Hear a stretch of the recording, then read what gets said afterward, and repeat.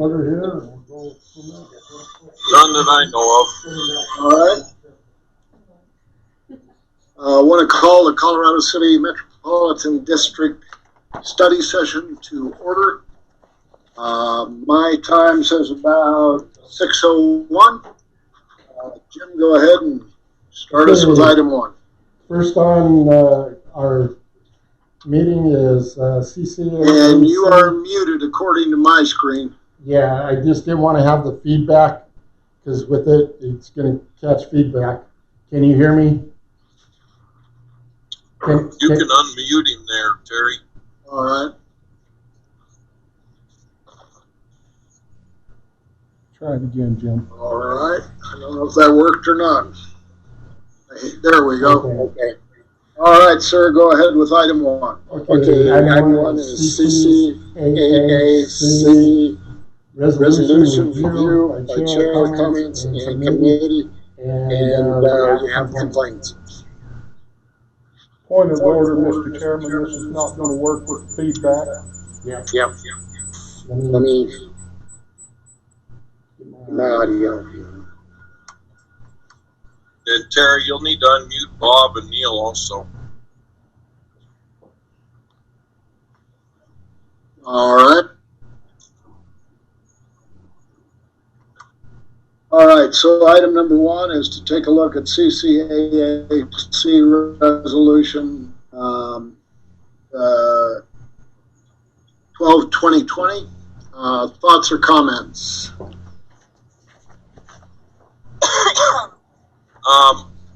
The CCAC, if I may, sir. Yeah, go ahead. I noticed one of the things that I thought was going to get changed that didn't get changed was the minimum of 3 members. Yeah, I noticed that also. I thought we were going to change that to a minimum of 1 member, with as many as want to join. Right. Yeah, I noticed that also. Other thoughts, comments? Mr. Chairman? Yes, sir. I have a number of points to make here. However, you're no longer on the screen here. I'm working blind. Oh, you're on the screen.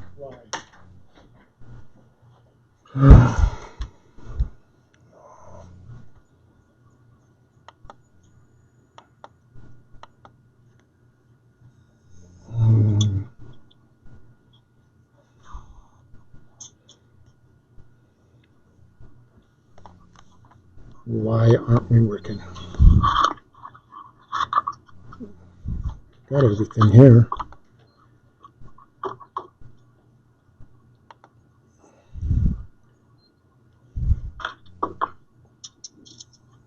It's unstable, so that's why.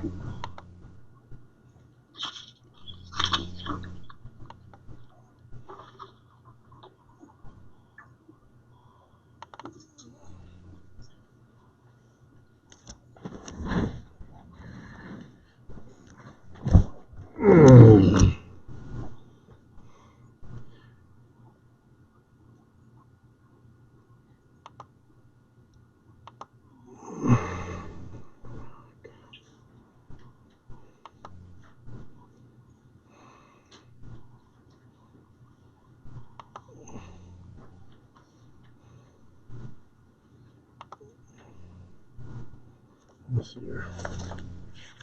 Page 83 81 20 0902.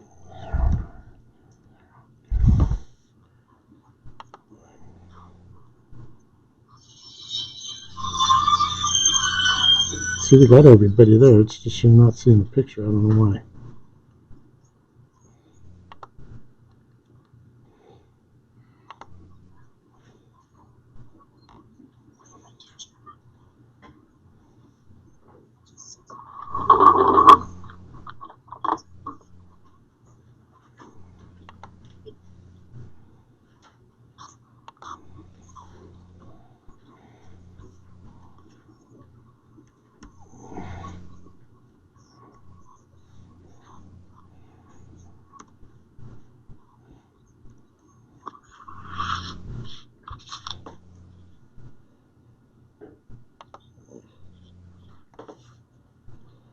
Got to go through the caption.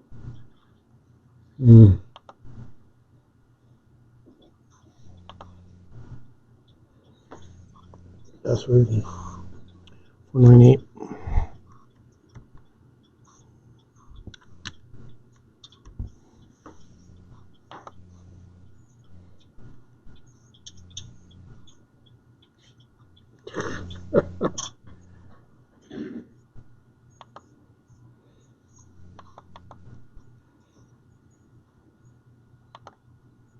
There we go.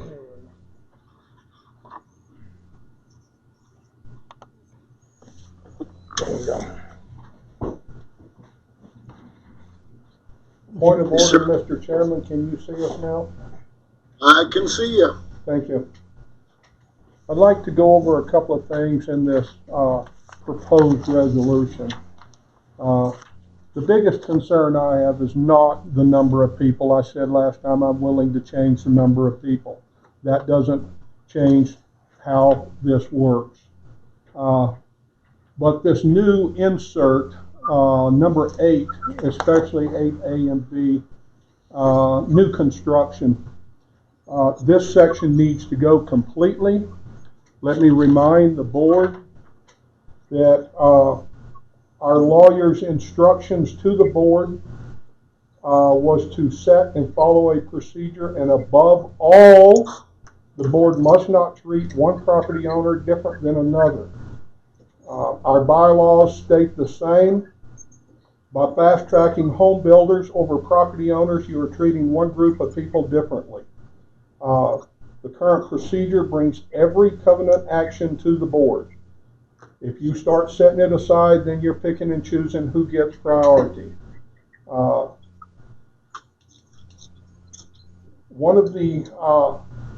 This is the main thing that the lawyer had pointed out, that we would have a set procedure for everybody. And this is done in the original resolution. Another thing I'd like to point out is if you decide you want to go against the lawyer and set one group above another, you need to refer to Colorado state statutes, especially the open meetings and the sunshine law, and in particular all of the special district rules and regulations. Under that, you're going to find a definition that states local public body. You're welcome to look it up yourselves. Means any board, committee, commission, or authority, or other advisory, policy making, rule making, or formally constituted body of any political subdivision of the state, that's us, and any public or private entity to which a political subdivision or an official thereof has delegated a government decision-making function. By allowing the review committee to make a decision to forward to the manager, you've now created a local public body. Now, by doing that, you are now subject to all record retentions, E&O, insurance, published meetings, minimum 24, your quorums, all of that comes into play. So I would highly suggest you scratch this new insert of section 8 you've got in here before you open a can of worms that we don't need to be going down. Everything is workable without this. Everybody should be treated exactly the same, whether it's a home builder or somebody having a goat on the property. It comes in, the complaint is made, it is recorded, it is reviewed, and then it comes to the board. The board makes the decision. I'd like you to also refer to section 4 enforcement that you've written in here, and you'll notice that if CCAAC determines that the Colorado City covenant violation has occurred, CCAAC will generate a courtesy letter to be sent by Ccmd. So therefore, the board is only making recommendations to us. They're not acting. Over here in number 8, you've got them acting. So you've stretched this too far. You can't have the same in the same, or two different things in the same document, because you're treating two different people differently. Okay. Any comments about that by anyone else? Mr. Chairman, Yes, sir. I have a question for Mr. Cook. How does this treat one body over another differently than another? Every covenant action within the Metro District, This specific, the number 8. I'm going to explain that. Every action of covenant is per property owner in this community.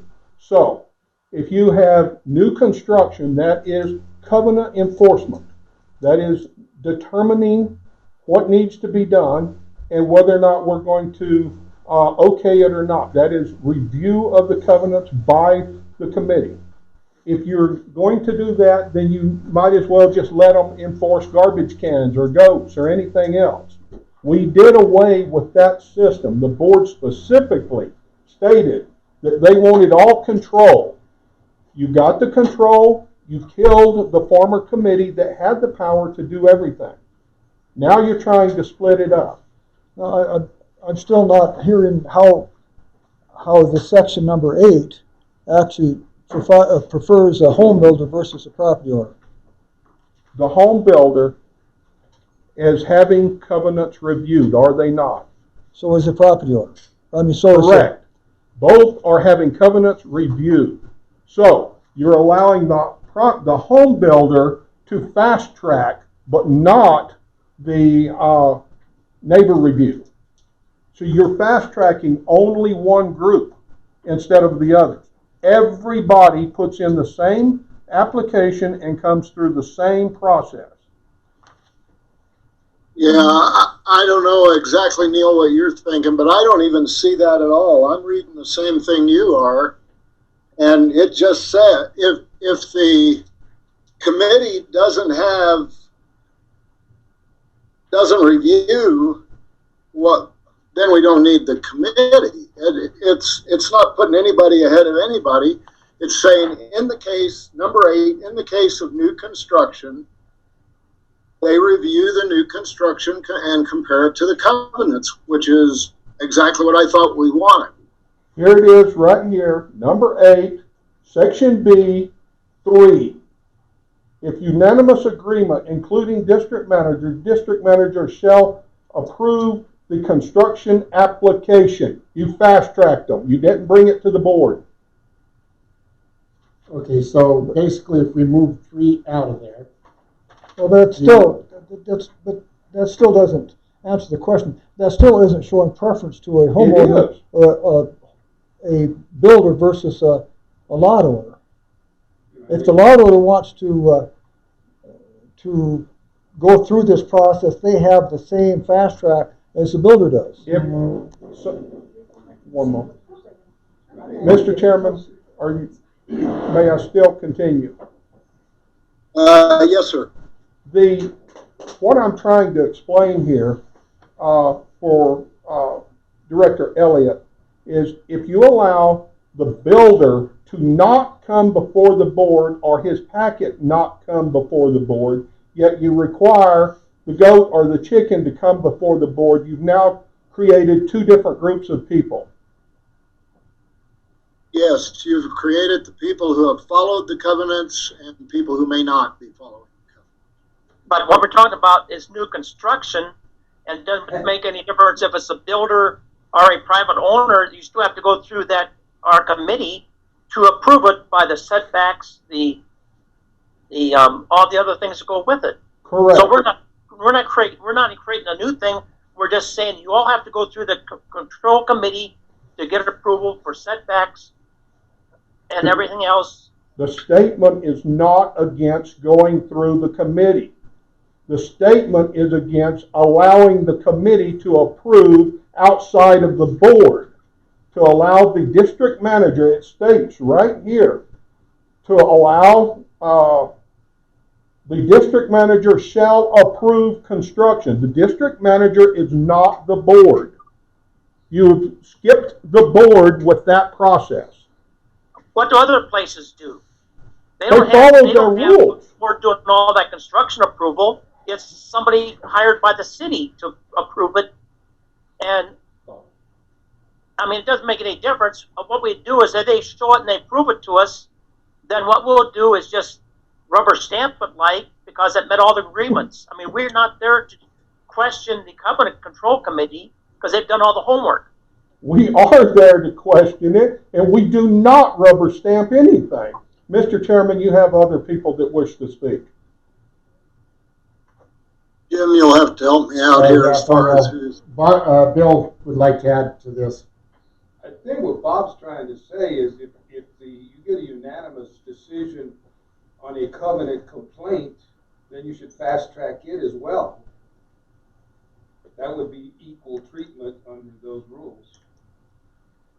We're dealing with two separate. Well, you're dealing with the covenants. The covenants are simply Two separate operations. No, you can't separate the two.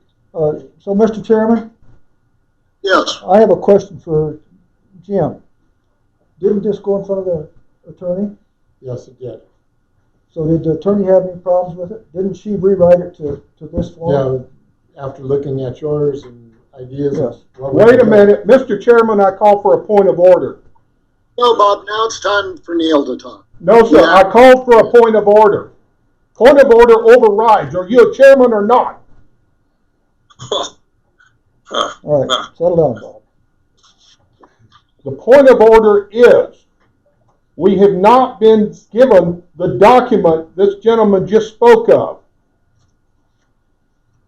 This was the document that the No, lawyer sir, you sent said me. lawyer has reviewed. Where is the document? This one, right here. Where This is her emails? I don't have it with it. Mr. Chairman, this is move what the she table wrote. until all relevant documents are produced. I think we've wasted enough time on this, and I'm ready to call the question. We come to vote on it later on. We're not getting anywhere. We're going to move on with what we're trying to do as a community. And you want to nitpick all you want to nitpick. But I'll tell you what, I'm ready to move on to other items that need to be dealt with. And quit nitpicking all this stuff. Mr. Chairman, may I? Yes. You know what would be awesome here is that if Mr. Cook, being an intelligent individual, would quit his grandstanding and nonsense, bring to the board solutions, not problems. Actually, Mr. Ellis just gave us a solution. But instead, Bob wants to grandstand, make noise, and not help the community. And I'm really sick of it. Really, really sick of it. I understand. Thank you. Does Larry have a comment? Is it on? Hold on. Yeah. You got two talking at once. Terry? Question is for Jim. Question is for Jim. Did the attorney write this resolution? Yes, she did.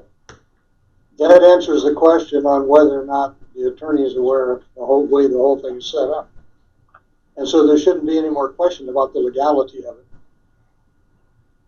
Yeah. Now, I Terry? think, yeah.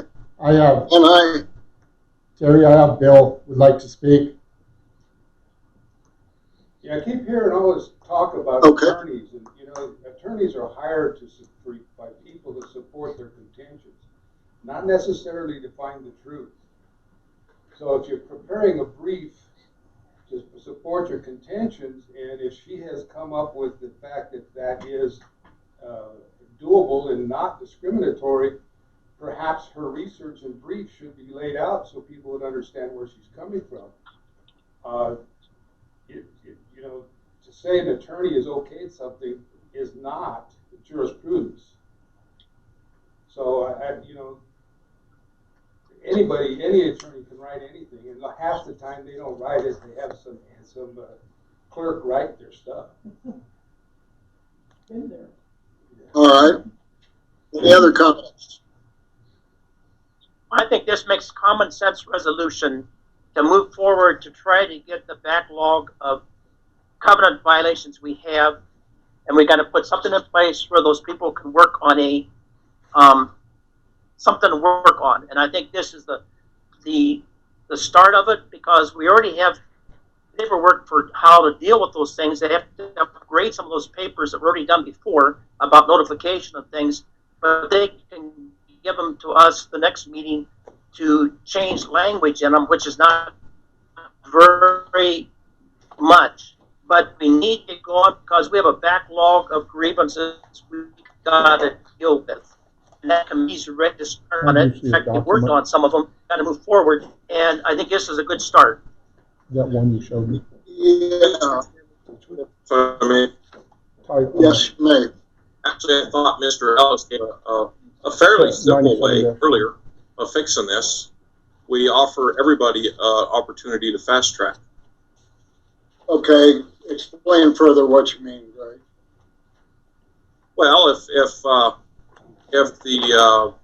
the city manager and the board, the way I understand it right now is if the city manager and the CCAC board is in agreement that everything is met, then they fast track the builder. Correct? Is that the way I'm reading this? Yes. Yeah, I think that it goes straight from the committee to approval. Yeah. Okay, so why can't we do the same exact thing for complaints? If the CCAC and the city manager are in agreement, then they can do the same exact thing. Sending out the letters and stuff. Yeah. Why not? I mean, That's right. I thought that was an excellent idea that Mr. Ellis came up with. Can I clarify something, please? Sure. I was only trying to point out that by doing one way and one the other way, you were not treating everybody in the same manner that you're supposed to be doing it. If you do the complaints the same way you want to fast track, now you're taking away those people's ability to come before the board for their appeals, reviews, or whatever. Also, the public has a right to come before the board to see what the new construction is supposed to be. Now, I'm not sure from what I've read whether or not CCACC is going to have open meetings for people to come in and see what is being proposed and so forth, and whether they're going to have a 35-foot building next to their house or not. So, I think there needs to be, even with CCACC, some community input to that board, to that group. Otherwise, I don't think you're solving any problems. I think in the sense of the fast track, and I know Bob and I talked about this afternoon. If the committee turns around and they get a complaint and it does have all the effects of the covenants behind it, we send out a courtesy letter without having the board have to say, okay, go ahead and send out the courtesy letter. That would be fast tracking that end of the complaint aspect of it, which it gives them 10 days to come back to the board and say, okay, what is wrong, or to the committee and the board to say these items were what was found wrong in the complaint. We need to deal with them, either remove it or whatever, or have you put in an application for a variance or whatever within that complaint. Without having that person having the ability to come to that committee to argue why they feel the complaint might be invalid, what opens a can of worms for me. I mean, that's a problem. So if you go through with the open meeting, same thing as we do with the regular meeting, is posted 24 hours ahead of time with the committee meeting and taking notes or whatever to do this, we would be in compliance. Okay. Now, gentlemen, what I'm hearing is you're taking this right back to what you tried to kill. And I don't understand. Yeah. Well, Just a second. I'm pounding my gavel. You just can't hear it. Okay. I do think, I don't like the way Bob presented this at all. It's always like, the sky is falling, but I do think that it takes about 3 seconds for the committee to come before the board, for the board to say, does this new construction meet all the requirements of the covenants, or a committee member to say yes and for us to approve it. If we go back to what Greg and I both brought up of making the committee as small as an individual plus the district manager, it might be prudent that everything shows up at our door. Because if it meets all the requirements of the covenants, it takes absolutely no time at all. Correct. None of this that I'm reading has anything to do with negating anybody's appeal process, no matter who approves it. They still have the right to appeal to the board. And I don't see anything that has anything to do with that. But I do think, and I want to move on because this is just the study session, but I do think the board members should consider the fact that if they've met all the covenant requirements, if for new construction, old construction, in between construction, and it comes before us and the committee says, yes, they met all the covenant requirements, it really doesn't take very long to okay it. But anyway, let's move on to number 2, Jim. Well, you want to review? We'll do it in the meeting. Yeah, do that in the voting meeting. Okay. What we have is with water problems and stuff, we looked at, we don't have a pump, an extra pump for a skid if it went out.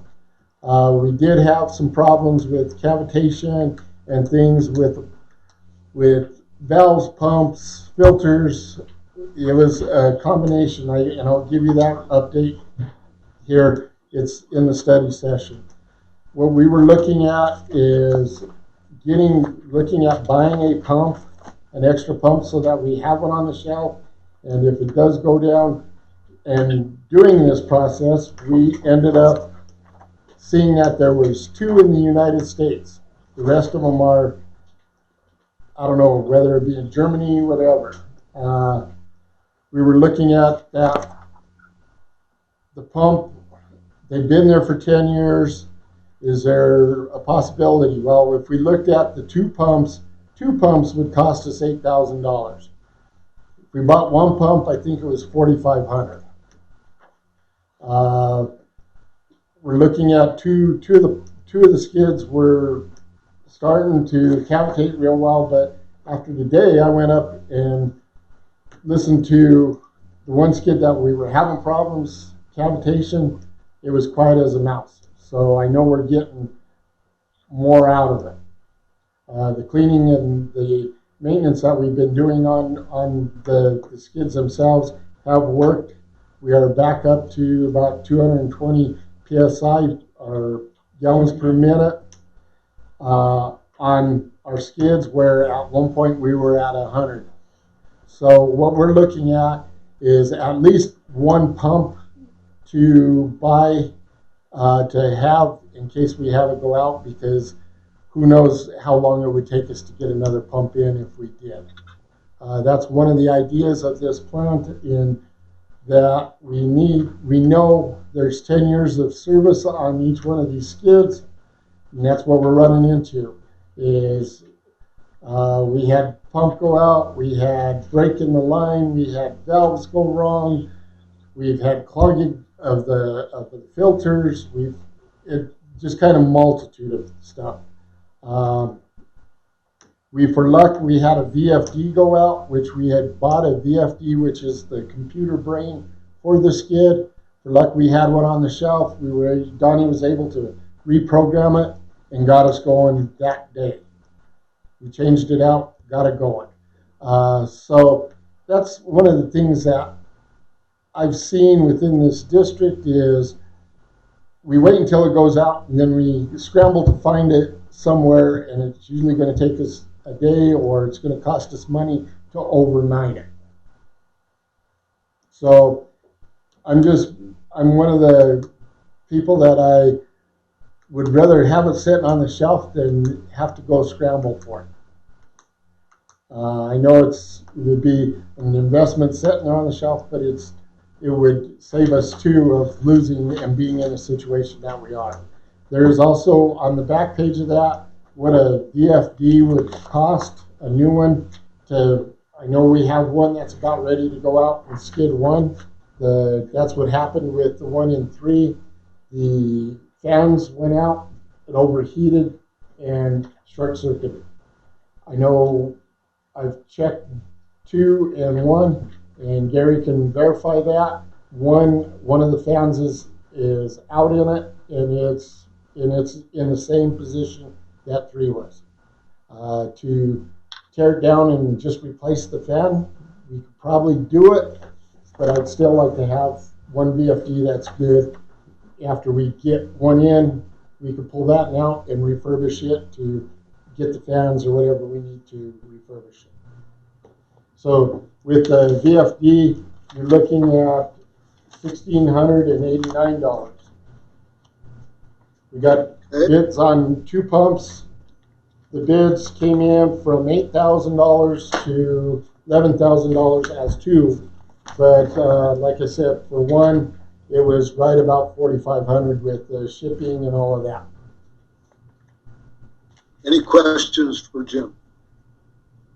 Would this come out of the capital outlay, right? Out of the bonding money? Yeah, we can do that because it is part of the plant upgrade that we've been doing. That's part of having stuff on the shelf, and so as things go out, we can replace. I mean, last weekend, that skid 3 was pumping like lots of water, and all at once, in one night, it went down to where it emptied everything up there just because of those fans breaking, those blades. And it was just that it was clogged up that bad. Gary has. It took us about 9 weeks to get the VFD. Yeah, and the VFD took 9 weeks when we did order it the last time. Okay. Mr. Chairman, if I may. Yes. Jim, Yes. this question's for you. Why did the filters get plugged? It was a combination of a lot of things. The old filters were kind of a spaghetti straw. They were very narrow. The new filters, they're kind of like linguine. They're a little bit wider. When we got them in and put in, they did not give us a cleaning regimen that would fit. We were still cleaning them out the spaghetti. Well, when we went through this and had the tech come in, he came in, there was some issues that were taking out of our program from way before. I don't know whether that was with this. It was taken out of the program, that could have been from Mr. Baca's time when he took out the neutralization skid. There were changes, anomalies in it. The tech came in and changed a lot of those. We didn't have the heaters in, which they got put in today to help in this process of cleaning them. And the long soaks, we weren't getting the long soaks in, which it was kind of a multitude of everything between operations and mechanical failures and all of that. But as for the filters, they just got clogged up. We have also the tech that is doing the coagulant. He's coming in tomorrow to see why our coagulant isn't working with our water like it has in the past. It's everything. I don't know. We're taking all the steps we can. Jim, I got another question for you, if I may. You may, Greg, go ahead. I know that most solutions involve money. I get that. I run a business. every time we have a problem, I would say not every time, but 90% of solutions involve money. But what I hate about this situation, what I really, it makes us all look like amateurs because we don't have a set plan here in place, really, in writing on what we're going about doing here. It looks like, to me anyway, it looks like we're instead of approaching this with a plan, we're just reacting. We're reacting to a problem. We're not approaching this with solutions. And as the city manager, I would really like to see you put together with the employees and a flow chart for us to start fixing this stuff. And I mean, I really feel like we need to get this in place. I realize that you're a busy individual, but we need to get the ability to fix this stuff, make it look sensible, make it look like we're approaching this. I realize that emergencies are going to occur, but right now we've got a plan, but Jim, you keep telling me it's in your head. Well, we need a plan that everybody can see that we know what we're doing. That's it. Well, the thing is it was brought out in May, last May, as when I went through the plans to see what was in need of and where we were at that time, and I figured out within the plan it's going to be $250,000 to get the plant back refurbished, up and running to the point as being new. At that point, it was a shopping list it was a shopping list to get, but we didn't know exactly what was going to go out first. Is it going to be your filters go out first? Is it going to be a pump go out first? Is it going to be the porphy bus that goes out first? And that's what we've been trying to do, is react as we go to that point of what needed to be done. All those things were all in this plan of the 250. Mr. Chairman, can I make a statement? Other questions for Jim? Terry Bill had wants to ask. All right. Jim, I have a couple of questions I'd like to ask you. When you're talking about back to the pumps that you're asking about, when you say set it on the shelf, most of the places I would rather see it be rotational usage, where you had it in place. If one goes down, you can use it. You waste your time, and then you use this one for January and February. Rotational use, so you're not wearing one out, and you're going to extend your life cycle by not overheating and so forth. Is there a possibility of doing that? And that's what we're looking at on having the two there. Yeah, we can turn. You hook them so you have rotational use. Then we can take the two out, refurbish them, check their impellers, put a new gasket kit in them, whatever we needed to do, put it into one. Take ones out, refurbish it. Now, we have two refurbished on the shelf that down the road in 3 or 4 years we can put those back into service. Well, if you have rotational usage, if you're having two pumps that are in line and you're using rotational usage, you shouldn't have to have two more on the shelf. Well, but the thing is, you've got 3 different skids that have 3 different motors that are the main part of that skid. Do they all use the same pump, or do Yeah, they all use the same pump. So if you have 2 pumps set up for rotational use, the number of skids shouldn't make any difference. It would be the size of the pump. Am I correct or not? No, each skid uses the same pump as far as brand and model number and all that, but each skid has a pump individually on it. So our issue at this point is I'm in 100% agreement with rotational use, but we currently have no way to rotate. We don't have a pump sitting there that we can pull out of service and put another one in while we rebuild it. We just have 3 pumps that are in constant use, and they've been in constant use for 10 years. they're Rotational use is you have the pumps, they're all in line, you don't have to pull anything off the shelf. If this one goes down, you turn this one on. no, it doesn't work that way. You don't have the ability to do that? No, each skid has its own pump to that. No, you plumb it into where you had two pumps and rotate. You can't, Yeah. no. Because this skid runs on its own independent, each one of them do. And Yeah. so you have this one that might be filtrating water, this one might be in a backwash. So that pump can't work both of them. Yeah, I just going back to my days aboard the aircraft carrier. No, no, We had it's, 5 pumps and they were all rotational. no, this is on an individual skid for its own self-maintenance and self-cleaning and pumping and filtering the water. Thank you. Other questions? Mr. Chairman, I'd like to, I have something for Jim, if I may. Sure. To add on to Greg's statement about the flow chart, Mm-hmm.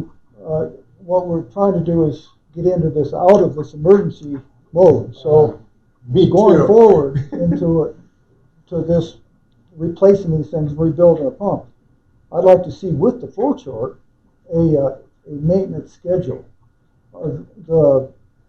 All these skids have hour meters on them, right? No. You don't have hour meters?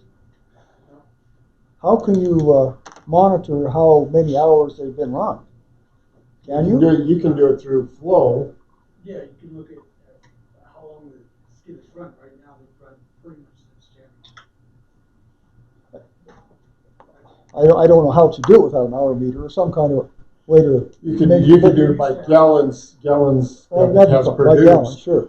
But if you had, with the flow chart, if you had a maintenance schedule of when these are to be maintained or refurbished, we wouldn't be in this problem. That's all, Mr. Chairman, thanks. Yeah, Bob. Mr. Chairman, I want to make some comments on this, but there's 2 items on here. One is talking about a pump, and the other one's talking about explanation. I think we've combined the 2, and I'm going to hold mine for the next thing. We need to get past the pump and discuss this other issue at the next section down here. Okay. All right. So, next in your study session, you have an application for the CCAC. Randy Davenport says, please consider me for a position on the Colorado City Metro District Architectural Committee. I own several lots in Colorado City as a builder, contractor, and tradesman. I would offer additional input to the committee and its decisions. And also, because it is a volunteer group, adding another member would spread out the responsibilities and duties of the committee members. Randy is here with us tonight. Anybody has any questions or concerns? Any questions for Randy? Or Randy, would you like to make a statement? You'll have to move closer to a microphone, but Yeah, well, really, the biggest thing is I laid it out in the letter, just about everything. I do know that we used to have 5 members on the architectural committee before. We're sitting with 3 now, so I figured a couple bodies wouldn't hurt. all right, sir. I have a question, Mr. Chairman, if I may. Yes, you may. As a builder here, are you building custom homes, or are you spec homes, or? Well, And you're actively building homes now? And you have built in Pueblo West West. and here. Okay. Any other board members have a question for Randy? Well, or the same board member? That's all I have, thank you. Okay. And Jim, right now we're currently at 3. Is that Yes. correct? Okay. All right. Item 4. Okay, next on the list, Bob asked me to kind of make up a timeline of what happened with the water situation. So here it is. As you know, Plant has given us issues since May 7th, starting with the Propy bus, which was voted on and approved last meeting. Starting the week of the 11th, the plant slowly started to lose the ability to produce water. It finally got to the point of running at 1/10 of what we normally make of filtered water. A tech was called to evaluate what could be the problem with the plant. As the tech went through his diagnosing of the plant, he found multiple problems that were taken out of the program that were done many years ago, and that the filters were plugged with a slimy substance. The substance was created by the coagulant and time. The washing of the filters was not being cleaned with the right mixture of citric acid or chlorine, and the ability to do long soaks without the neutralization skid. The new filter is a broader rubber strip compared to the old filters. Like I said, it's like comparing spaghetti and linguine. You know, that's what they kind of look like. The mixture of the old filters was 2 parts per million, where the new filters take up 5 parts per million to clean the filters. We continued to wash filters with the new solution as directed, and to get the skids running to produce more every time we would clean them. On Saturday, tank 4 ran out of water due to a transfer pump failing, and no water was transferred from 1 to 4. We were able to get that fixed then that took out one of the skids out of production daily, was able to make up 80% of or less of what was being used. Then on Tuesday night, we had a VFD go bad on skid 3 in the middle of the night, causing us to make no headway during the night. When Wednesday came around, our tanks were not replenished enough to do our regimen of cleaning, continued to be able to take a skid out of production site to produce enough water to the way people were consuming. On Wednesday, we had a 6-inch line, which was Schedule 80 pipe with a 4-inch T, 6-inch to 4-inch T that started to leak. We were able to get the parts, brought them in. We placed an actuator valve that was also holding us up and not allowing us to pump water. Then in the middle of the evening, a 1/4-inch airline that runs and controls the actuator valve on the valve we did replace. The actuator that we did replace broke, which these lines are 1/4-inch, they're plastic. They've been there for 10 years with chemicals. They're starting to get hard. So we were able to reroute a new 1/4-inch line through there, got the actuator working. All skids became running. As of Friday night, we produced almost 330,000 gallons, or 630,000 gallons for the day, which is the most we've produced probably in a month and a half with all these problems. So with that being said, which we had not done in a month, so slowly we are getting a handle of the situation, but need time to catch up with some minimal breakdowns.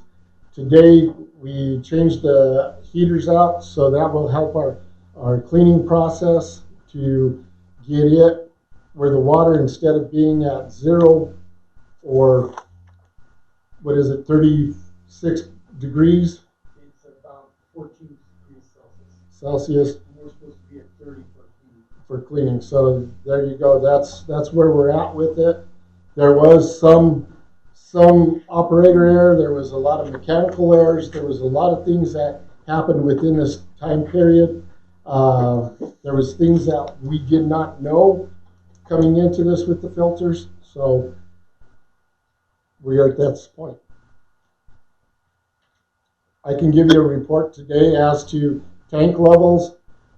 Tank 4 has about 20 feet in it, 23 feet. You have tank 1 had about 18. When I looked the last time, tank 2 has about 18 in it. Is it 20? And Tank 3, we're still building on it, which it is fed only by Cold Springs. And Cold Springs has produced more water out of it than we've had in a long time, too. Thank you, Jim. Questions for Jim? Mr. Chairman, Yes, sir. I'd like to speak on this for a moment. I'm 100% with Director Elliott when it comes to flow charts and stuff, but I do not feel this was a May issue. If you remember, we had a similar issue in January. A tech was called in at that time. It was relayed to me that there were pump and flow issues in January, and they suspected filters. Why it takes from January to May to figure out we really do have a filter problem, and it wasn't a filter problem back then, is starting to get concerning. We have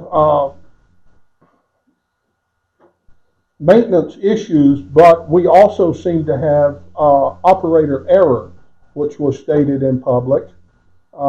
And it's quite concerning, the operator error part of it, and why we have to bring in a tech when we have a tech on board.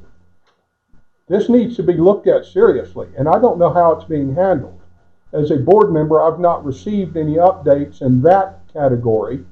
I'm getting minimal updates, other than when I ask.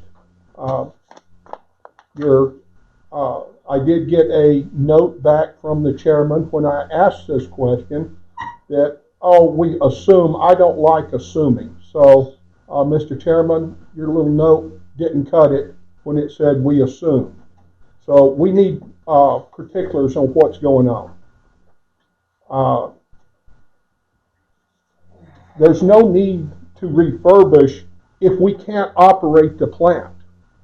We've got to get the operation under control before we just start replacing things. Do we need pumps? Probably. But the biggest thing we need is correct operation of the plant that's in place. I have to ask at this point, did we really need filters? Yes, I know we had old filters, but I saw the flow rates on the manager's computer of the old filters versus the new filters, and there wasn't that much of a difference. So I would have expected a drastic change in flow rates. It seems that was in January, now we're in May, and those flow rates have bit us in the butt. So we've got to look into how this place is running. And Mr. Elliott's correct, we need a flow chart. If something goes down, you do this. We should not have to call in an outside tech. If we do, we need to get rid of the inside tech. Thank you, Mr. Chairman. You're welcome. Other comments? Questions? Bill would like to comment. All right.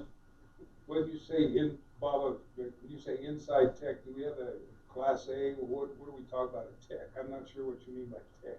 Either one of them. I use the word generically because I don't know the exact rating of each tech. We have operators for plant operations. We don't have techs that know exactly the ins and outs like a tech does from a Cova or DuPont. That they come in, they have a laptop that they can plug in and diagnose everything that goes on in that skid. Gary has the basics as to, okay, I can see these valves are working, this is going on. He doesn't have the ability to go into the program itself unless we use Roger, who is our SCADA tech. He's a tech. Pardon? He can't get into the one word. And he can't get into set what that skid should be. I don't know, like I said, whoever did it in the past, they've done it. Gary did not know that this program had these designs in it to automatically do this. He's always ran it this way because that's what he took over with. So it's one of those situations, yeah, there's operator error in some of it, but a lot of it is that the training in it wasn't right either. I'm still not clear on my question. When you're calling in a tech, are you calling it from the manufacturer, or Yeah. is he, you know, I think you got class, what's C, B, and A Mm-hmm. plant operators. Is he the same as that, or is he something different? He's something different. He's a tech that is dealing with Siemens or DuPont, or like ours is, this plant is Siemens, and our plant in Cold Springs is GE. So they, you know, he deals with